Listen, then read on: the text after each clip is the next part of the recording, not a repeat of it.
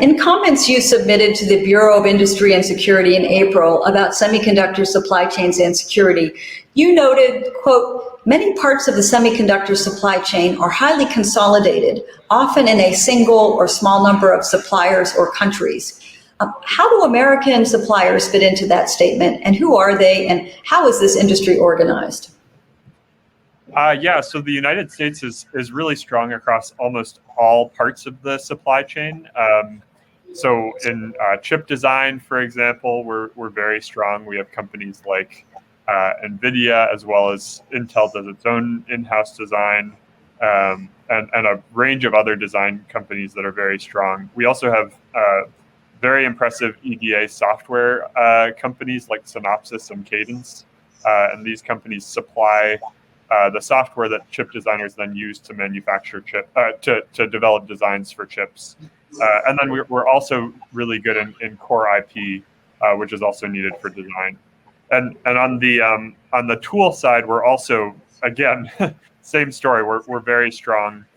We have companies like Applied Materials, Lam Research, and others that are really strong in the United States. So, and I'll add a final point, which is that the United States also leads in R&D, which is an input to all of those areas. So the overall story is pretty much in any part of the supply chain that you look at, we're doing very well. Instead of worrying too much about short-term impacts on American firms' revenue from equipment, I think the national security considerations really have to be paramount here.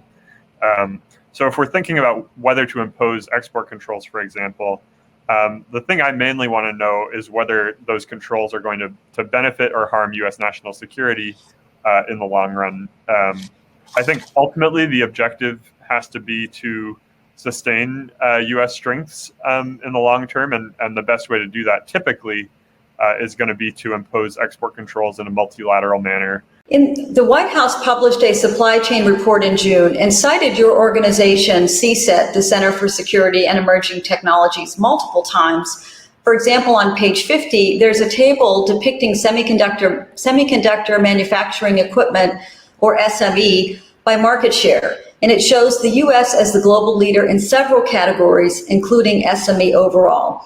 What should we take away from that chart? I think one takeaway from this chart is that it's really important to have allies, especially Japan and the Netherlands, on board with export controls, especially if you're targeting semiconductor manufacturing equipment. Now, should actions be taken to restrict the sale of American SME to state-owned operations in China? What's the right approach here? I do think that there's a case to be made, at least, for unilateral controls when it comes to YMTC specifically. There are a few reasons for that.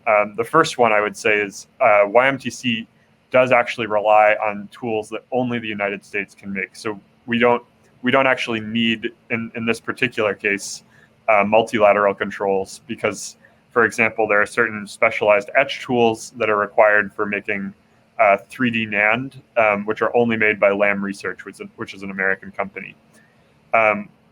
So that's one reason is no foreign availability in certain areas that are relevant for memory chip making.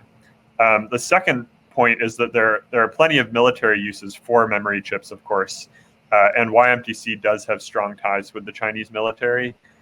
So there's certainly a strict national security argument for placing them on the entity list.